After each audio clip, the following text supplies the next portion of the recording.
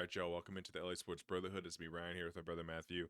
And after a nightmarish series win against the Royals, the Dodgers leave Coors Field in a four-game series. They win 3 out of 4, and they leave without any real injuries. I say real with heavy sarcasm slash air quotes because Walker Buehler went on the IL. It was a interesting thing that they said he had a hip injury when they just talked about very openly in the post game after he had his worst start of the season that they were just planning to give him a break. So that's why I don't think it's a real injury, but I don't know how quickly we're going to see him. That was very brutal. But enough about the one negative of the series. Matt, take it away. Tell us how it went. Yeah, so Core's series are always, fun and also nerve-wracking for me because offense always goes crazy. It's good to get the numbers up, but every pitcher that pitches, I'm just crossing my fingers like please don't have the numbers, jump up, ruin an all-star, ruin something. I remember back when Ryu was dominating, I think it was 2019. He had like a sub 2 ERA, but that one core start just bumped him up, Yeah. and he didn't end up starting the All Star game. But that's way in the past. Good series. Offense was absolutely crazy. We know who was behind it. It was Shohei Ohtani. He had three multi-hit games, and then the final game he had a one-hit game. But yeah, it's good. It's good to see the bats get rolling. The way I know it's cores. Take everything with a grain of salt, but they've really struggled. The Royal series wasn't great either. Yeah. Felt honestly it was kind of a weird series. Didn't feel great, but we beat like an actual very good team. But yeah, so she's showing it going. See Miguel Vargas, we're gonna talk about. He could be massive, but I think the big talking point of the series was that game 2, that freaking crazy inning. Making a breakdown on it. You can stay tuned for that. But what I'll ask you is, you know, we've the Dodgers in the past 10 years. There's always crazy moments happen. Remember that Lux home run that really changed the series. Remember the back to back in 2017. Do you think this was a moment that will you know start a crazy run? I know they lost the next game, but do you think this will start a run of the summer?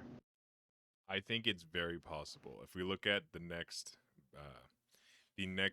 about 10 matchups, they have the Angels twice, White Sox 3 times, Giants 3 times, Diamondbacks 3 times. Brewers are solid, but they're not crazy. And then we go to the Phillies. But then Tigers, Red Sox, Giants again, Astros are terrible. I mean, realistically, they should be winning every single one of those games. I know they won't because that's not how baseball works. But like matchup wise, they're better than every team except for the Phillies, maybe. So it can. I think the energy is possible.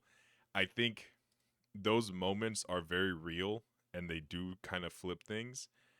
But I also think, more importantly, Jason Hayward, Miguel Rojas still, Andy Pajes in the last like 30 games.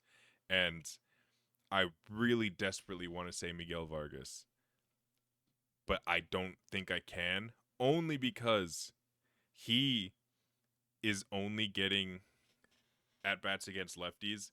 And sometimes, like when Teoscar got taken out of game 3, the game they lost, they put in left field, in the only position Miguel Vargas can play now, they put Taylor in instead of him. I don't think Vargas is going to get the run unless, no, not unless anything. Unless Hayward gets hurt, which I really don't want to happen. Unless one of the outfielders gets hurt, Vargas is going to be a platoon against lefties guy. And and when he comes in, he's going to be good. He's his approach. I the first week he came up this year, I was very down on him because he looked like the same guy. He did not hit a ball into the field of play for the first like 10 at bats or something. Maybe an exaggeration, but it felt like that. But his approach is just he's hitting the ball. He's hitting the ball hard. Actually, like the double he hit in I think it was game 2, like it was almost 100 miles an hour off the bat. He he just looks good, and I I wish he could play third base. I wish he could pretend to play third base. I don't know how it's impossible for him. I shouldn't say him. I don't understand how the Dodgers thought it was impossible for him to field a ground ball because We don't need corner out. You can just put anybody in the corner outfield, which is literally what they did with Miguel Vargas. We need guys who can rotate in the infield. Or maybe they didn't think we needed it because Chris Taylor wasn't supposed to be the worst hitter of all time, and same thing for Kike. But he can't. He doesn't get any infield reps anymore. He hasn't played a single out of infield in the AAA or in the majors. So I'm sorry. I don't know why I went so hard on Vargas. I think it's because I do agree with you that he could be a real difference maker. I just don't think he'll get the playing time to do it unless someone gets hurt, and I really don't want that. Yeah, I'm sick of Chris Taylor and Kike Hernandez. I'm just gonna keep it 100 because in my mind, it's different now. Two of our best players are hurt, and it's probably gonna stay that way for quite a bit. Mm-hmm. But if it's fully healthy, 1 through 6, I like Pius in center. I like Rojas at second, and I like a Hayward platoon. We don't know who the other one is. And Vargas is sitting behind Taylor and Kike, Yeah. who are god awful. Like it's frustrating to watch them. They are that bad at baseball right now. That bad at hitting right now. And Vargas has come up and he's just been good. I know it's like 11 games or something, but he's been good, and I want him to get the run. And with Mookie out, that's the only like hope that he honestly, not even because he plays shortstop. I don't know what I'm saying, but Yeah, just exactly. That's the thing. because two of the infielders are hurt. But I mean, somehow maybe more at bats for them. I don't know. It's frustrating because I mean, what are you gonna do? You're gonna DFA Taylor and Kiki. Those are two like we've said it all time Dodger role players. Yeah. Fans love them, and they deserve that title too. It's just he does need to play. And he was great this season. Pius has gone under the radar. He's just been like solid Yeah. ever since that traditional rookie slump. Go check the center fielders and the MLB. Center fielders suck. So Pius doing what he's doing. His numbers have been good. I'm all for that at the bottom of the lineup. One of the most fascinating stats I've ever seen is the Miguel Rojas undefeated streak with the RBIs, the scoring, and the hits. I can't even believe it, especially after that ninth inning that happens. Teoscar's continued to kill it, and we're gonna need that. Or I'll ask you a question: How you've talked about Freddie a lot. I've agreed with you. His average is 300 now, and his OPS is in the nines. Are you still feeling weird as No, you call them? not at all. It's crazy how immediately, like almost immediately after we recorded and posted that episode, he hit like 3 home runs in then like 8 games. The power seems to be back. The swing seems to be back. Like I said, I will say I'm glad. I never said that he was good bad or fallen off. It did just feel that the approach kind of changed, or that he was. I mean, the timing was just off. But I'm glad I said it though, because the difference from that Freddie to now is it's huge. This Freddie is just Freddie Freeman, and he's been incredible. So yeah, I'm fully back on. I'm fully back with him. And just to real quick, he had Pajes. Sorry to go back to Pajes real quick. At On May 31st, so basically just before June, he had his lowest OPS of the season, where he was at 634. And now since then, actually even before games, this is 20 games, 924 OPS. It's not even been crazy home run hitting. He only has 3 home runs in that span. He's just been hitting and hitting and hitting. And I feel like his approach has changed a little bit because he's back to hunting first pitches, and he is pulling everything. He's trying to yank every single ball that he can. I think it's a him being able to go all fields is nice, and he's a good enough hitter to where I hope he doesn't completely abandon that. But right now, he's in a great groove. He's attacking early, and he is everything inside. He's getting his hands inside of everything. It makes him overzealous a bit, where he's striking out on sinkers that are like almost a foot inside and like they're running in on him. But I'll take those if it means he can switch up. So yeah, I just wanted to give Pi some like specific love because it's been very noticeable how much it's changed. Yeah. Last thing I'll say about the offense before we move to the pitchers. Fully healthy, I think we have a top five. We have an elite lineup, and we've complained about the bottom a lot, but fully healthy, take the 1 through 6 of all Star caliber players. Pius hitting 7% infield. His OPS is 747. That's including incredible slump. Yeah. Hayward, say we're facing a righty. Hayward's 835. He's been incredible. Honest or incredible might be stretched, but he's been underrated. And Miguel Rojas 757. Just a solid. That's probably a top 10 second base OPS. That's a seven through nine behind six All Stars. The only thing we're missing to me is that platoon with Hayward, that right-handed bat, and Yeah. like That I is said, like where yeah, Vargas, like you were saying, that's yeah, where Vargas exactly. can really come in. That's why I'm so high on him, and I'm so frustrated with the Kike and the Taylor because if Vargas, I mean, he's not gonna have a 944. If he could have a high 700, it's like Yeah. that. There you go. That'd be the 8-9 hitter. But yeah, that's core is inflated a little bit, but and it's also important. We're going to be in the playoffs, obviously, but Mookie and Muncy have been. Muncy's been out. Mookie's going to be out a while, and we, as fans, we know we're going to make playoffs. I don't want to watch one run game. Games where we score one run. So all these guys that produce this series, if they can continue to do that, we'll survive without Mookie. But I mean, the one guy that carried us was Otani. Looks like he's on his next hot streak. We're gonna Yeah, have he is. the own video on him in the leadoff. I actually kind of love that. But yeah, the superstars are gonna drive us, Otani and Freeman, and then those guys at the bottom, hopefully, just produce runs. So yeah, I mentioned how nerve-wracking it is to watch our pitchers go in cores. Paxton was freaking dominant. Yeah, It's funny crazy. enough, he gave up 2 hits, 7 innings, 8 freaking Ks, only one walk. Um, Bueller, we mentioned, went on the IL, struggled again. He's been bad all year long. It breaks my heart. And I mean, what'd you expect for him pitching in cores? Much anticipated return with Bobby Miller. Frustrated that he came back for cores because I just hate watching our guys pitch in cores. Yeah. He's really the main talking point. I'm not worried about him. I think he's going to be great. How do you feel about him? Um, I gotta be honest, I wasn't able to fully watch the entire game. But he got into the seventh inning. Yeah. I think the pitch count was still pretty low at that point, even considering he was in the seventh. I don't know. I He gave up a pretty Corsy home run in the first inning, which were the 3 out of his 5 earned runs.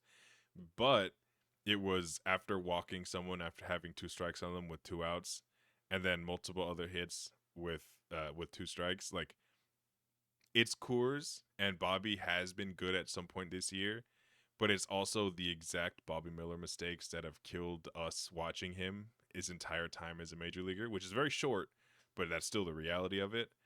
So I'm gonna give him a Coors break because the stuff at least popped a little bit, but pitching into the seventh with 2 strikeouts, 3 walks, 2 strike 3 run home run after a 2 out walk after having 2 outs on the guy, 2 strikes on the guy you walked.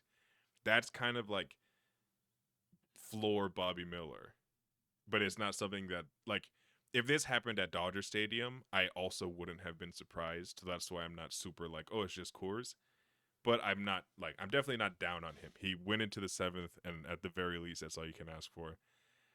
We'll see what happens out of course. That's my only take about Bobby, to be honest. Yeah, I'm giving him a Coors break and a first game back break. Yeah. If we see it again, I think there will be concern. The thing, I just want to see him. I just want to see consistency. I don't want to see 7 innings, 10 strikeouts, 3 innings, 6 runs, 7 innings, 10 strikeouts. Yeah. Like, be consistent. And speaking of consistency, Gavin Stone had another good outing. Well, 1 through 4 dominant, and then or no, 1 through 5 dominant, and then the six kind of blew up. I know you're at work, but he looked incredible. Again, that slider. Uh, probably gonna make a video about him soon and how the Mm-hmm. sliders transformed him. And then he just walked some batters in the sixth core. It's good to get out of cores with only 2 runs. I feel like I've said this the past like 5 breakdowns. I freaking have fallen in love with Gavin Stone. The way that Teoscar has been consistent and a fan favorite through Muncy injury, through the Mookie injury, through the Mookie slump, through the Freddie slump, through the Shohei slump, and he's just been there consistently. Stone should be getting that love for the pitching staff because we started off with no Bueller, no Kershaw. Uh, then Miller gets hurt, still no Bueller, no Kershaw. Now Yamamoto's hurt, and through all of that, Stone has been steady. He's been consistent, innings, no runs, and he's just kept it up. And honestly, it's turning more from like he's always going to give up heavy contact that's not hard hit. He's striking out some more people, and it's because of that slider. When you have that slider and you're able to execute it to righties, you have one of the best changeups on the staff. You're able to execute to lefties and a fastball that doesn't get hit hard, and control, composure. That's really all you need as a pitcher. Yeah. Yeah, I this is it's time to start thinking about this for I mean, we have, but um it's time to start thinking about this as like a genuine breakout year for Stone. He's been like he should be an all-star. Well, on a normal year he would be an all-star cuz there's some crazy inflated pitching numbers cuz the offense is so down. But like it's this would be his rookie. Actually, I think he's still rookie eligible. I'm not sure. But Yeah, I think functionally, this so. is his rookie year. 13 starts. He'll probably have 15 or 16 before the All Star break. Probably 15. And he's almost at an ERA under two. Yeah, this is like again. He only gave up the two earned runs, so it's not even like he needs a Coors break. But it was 95 degrees peak time while they were playing in Denver. It sounds like he just ran out of gas. 7 strikeouts, only 2 walks. It sounded like they came in the last inning anyway. Only 4 hits. That this is just an elite Gavin Stone day. Yep. I mean, other thing, just overall, not the series. The freaking bullpen is dynamite, man. Like Yeah, it's I know there's the teams have been other teams have been great. I think overall, not just numbers so far this year, talent wise, I think this got to be one of the three best bullpens in the league. You got three guys under a 2 RA, and Brusdar Grado has not thrown a pitch yet. And one of those guys doesn't even include Trinan. Phillips, Vesia, Hudson has been phenomenal. I mean, I like to say, I think you'd agree. You get your five guys. One of them's a lefty, and then you have some starters kick out to the bullpen. That's what you need for the playoffs. You got Phillips, Brusdar, Trinan, Hudson, and Vesia. That if that's not the best, group of five uh, bullpen in the league, I don't know what it is. I mean, and then you got Yarbrough as well to get innings consistently, and then Bonda's come over, been pretty good. Consistently, these guys have come through for us. The starting rotations come through for us, yeah, and it's just been the lineup holding us back. But yeah, I think we have given the bullpen flowers, but I still don't know if it's been enough. They've been phenomenal. yeah. With over 30 more innings pitched than number one, the Phillies, who have a 3.13 ERA. The Dodgers are at 3.39 bullpen ERA. They have the most game or tied for the most games. They have the most innings of anyone that's in the top 20 that I can see here. Yep, literally they do. It's crazy. They're really good, and we've always known they're really good. But it's something special when you can know that they are just gonna have guys. You know what? Actually, I'll take that back because I was like, we kind of watch the John Boy stuff. I heard them talking about just like the general sentiment about the Dodgers is like, oh, do you know how the Dodgers are? It doesn't really matter who it's gonna be. They're gonna pitch well, but it's like not really. Daniel Hudson, established, certified, great pitcher. Alex Vesia was one of those guys, but he's been good for a while. He was horrible last year. Evan Phillips is one of the best closers, relievers in baseball, but I've never heard his name said by anyone outside of Los Angeles. Blake Trinan gets more love than Phillips, but Trinan's there. Brusdar Gratterall, I don't know if he's going to pitch this year, if I'm being honest. It doesn't sound good. But when he pitched, like, he's just never been bad. He's always been elite every single year. And that's five guys, like you're just saying. Five established shutdown guys, and then you have guys like Joe Kelly, whatever. But the point is that it's not just like throwaway type guys. And I know I'm just refuting my own point, but I just want to show love to the people that have been here because they've been here for a while. Trinan's been here since 2020. It's 4 years now. Vesia since before that, no, 2021, I think.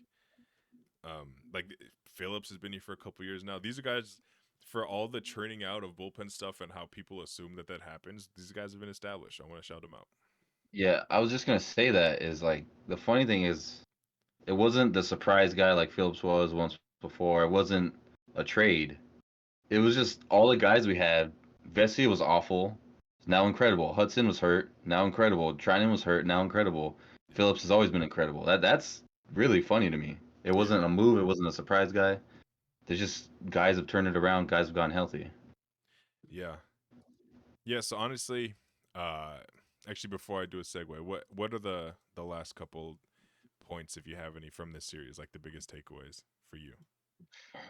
Honestly, that crazy ninth inning, the fact that it could, like, this series really felt like we're going on a run. Not just because the inning, but because the core guy, like Freeman, legit looked like himself again. Shohei Mm-hmm. looked like himself again. Teoscar continued. And also, you got, like, the guys we need, Pajes, Vargas, the young guys, Hayward. You got, this was the first time I feel like we got everything, you know. The Yeah. stars performed, the bottom line performed, and it wasn't in a way where it was like, it was in a way where each of those guys felt like, okay, something clicked and we're going to go on a run. So I think the offense was the biggest talking point. Um, Honestly, the starters, just injury wise, I miss Yoshi. I'm not gonna lie, it's tough, knowing that Yoshi's not gonna pitch. Yeah. And with Bueller on the IL, whatever that was, we kind of need Bobby Miller right now. Right now we have, I mean, Glass now we can rely on, Stone we can rely on, Paxton I can rely on. Bobby Miller, you got to give us something. You got to give us consistency. So honestly, I'm not feeling great about the starters. Feeling great about the lineup. Feeling great about the bullpen. Yeah, it's crazy how immediately that flip with Yoshi going out. Honestly, but I mean Walker being so bad breaks my heart. But it's comes at the worst possible time for this team. Um, Kershaw's pitching at least yeah, made a Kershaw start. is might be back before the All Star break. I don't know if it's worth it to bring him back before the All Star break, truthfully, but we might have to. He seems to be like fully pitching. He made an actual rehab start, like you said, against Rancho or in Rancho with the high A team. So he very well might be back before the All Star break, or at least at the All Star break, which is way earlier than I thought. But another reason why the team ERA, the bullpen ERA is so high, or so like they're ranked so high, is because guys like the eventual soon-to-be starter Landon Knack. He actually started. They announced he's starting tomorrow. Like he's good. I don't think Yeah, he I'm won't go excited about five him. six, but yeah, he's just been good. Every time he's pitched, he's been good, and he's held it down. So I'm cool if he gets to a couple turns in the rotation. It's not the end of the world. The Dodgers pitching depth always gets tested, and it always comes back well. Um, so I'm not nervous about it, but it is like very much the most it's going to be tried now. Like there is a fish. Another funny thing about like with the irony, we talked about Bobby coming back and not having any pressure. There is legitimate pressure now. He actually has to Yeah. perform. We need him to be the number three. Glass now and Stone, pretty solid 1-2 now with Yoshi out. Bobby has to give us something. It's crazy how immediately that flipped. The thing with Freddie flipped, and now that flipped. So yeah, you can take it for the last turn, Matt. Go wherever you want Yeah, to go. yeah, it is crazy. I mean, honestly, not a great position. A guy who's in his second year coming off industry to say, all right, we need innings out of you. Yeah, And also the fact that all these guys are used to a six-man rotation, so you got to fill out six spots, not just five. yeah, But yeah, I mean, if there's one area you can have faith in the Dodgers, even when they're hurt, it's the pitching staff. Honestly, it breaks my heart though because we just talked about this. We couldn't remember the past time we had a fully healthy staff, and yeah, now it's starting to hit us. But yeah. Even in that video, we though, we were like, it's gonna take care of itself, I think, because it just does yeah, not happen ever. it just sucks. Had to be Yoshi after he had a legacy game, but we'll be fine. Landon Knack could potentially be huge. Be like how Vargas has been this past week. Yeah, Just hopefully we've got to keep hitting. A lot of pressure on Stone, Glassdown, Paxton to get innings. We need innings out of those guys, and you know yeah. that's it really. Just got to keep the ball moving.